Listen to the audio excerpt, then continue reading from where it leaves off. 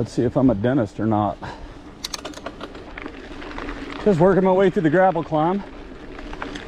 I don't have a lot of basis for comparison here. I'm on a Santa Cruz Mega Tower with 170 in the front, 160 in the rear, coil shock, all that kind of stuff. But this bike feels great so far.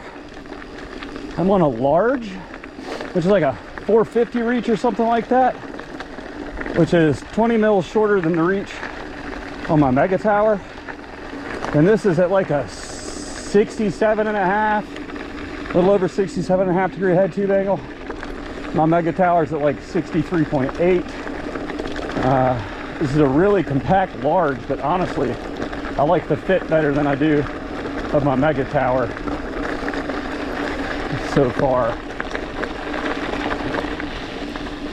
It has the SRAM G2 brakes. They've got the reach and pad contact adjustment at the levers, toolless. It's got DT350s on 1700 rims. Just all the accoutrement. Kashima coated everything. So we're gonna keep plugging away here till we get to our technical climb. But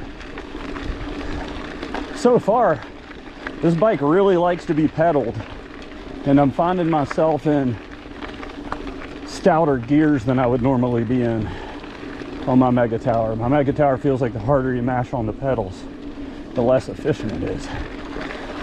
So this thing's a different animal for sure. Got the fork set at 80 and the rear shock set at 185. All right, check back in with you later. So you might be asking yourself, why a short travel bike? Well, as much as I love my Mega Tower, it's kind of like owning a truck. Like, you don't always need a truck, you know, but when you need a truck, you really need a truck. But the rest of the time, a compact car will work just fine, and is usually more efficient and sometimes more fun. So I've got my Salsa Fargo, I've got my shred sled, the Mega Tower, and I'd really like something for much longer days. So the Yeti SB115 is on my short list. I feel like the 130 will be a little more than I want to fill this gap, because when I ride a 130, 150 bike, I might as well ride a 160, 170 bike. So yeah, I just want something for longer rides. It's not quite as taxing.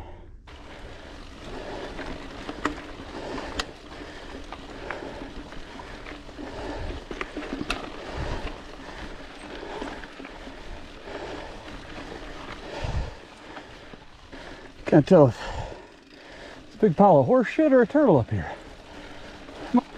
Yeah, horse shit. I don't even know if horses are allowed on this trail. I wish horseback riders cleaned up their shit. I'm creeping up this. My legs are pretty smoked from the last few days. I haven't given myself much recovery time. So, them's the breaks, I guess. When you're 46, everything takes a little longer.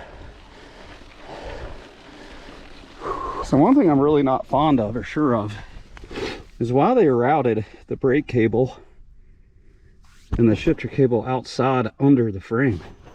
Seems like they could have come down here and popped out or something. That just looks like bad news waiting to happen. It's kind of weird. All right, let's see how this thing does downhill.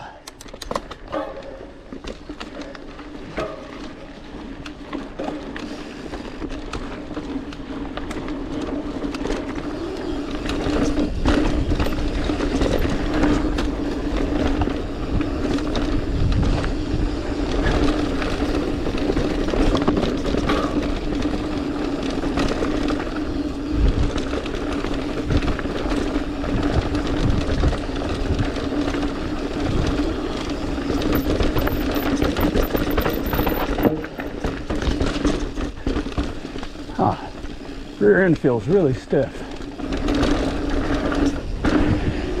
Jumps really well.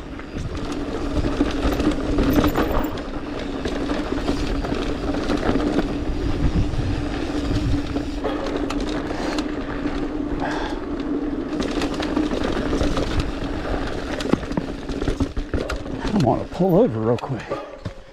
Check this rear shock out. Sorry about that, y'all. This is a demo bike, by the way. Good folks over at Youngblood Bikes here in Asheville. Let me bring it out for a quick lap. My mega tower's in the shop getting rebuilt onto a new warranty period. Let's get this bike moving.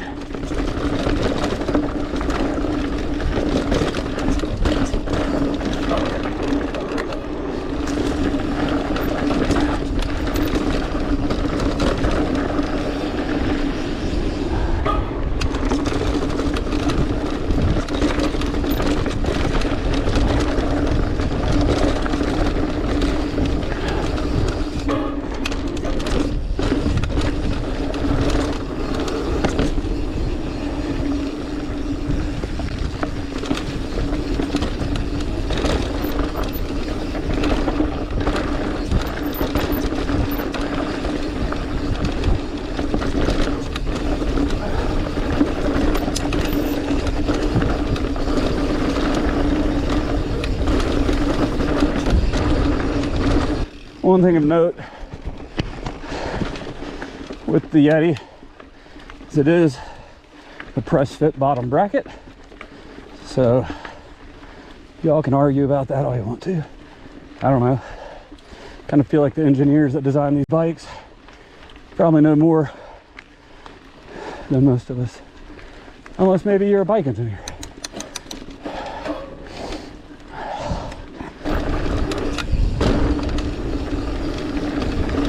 This bike flies really well.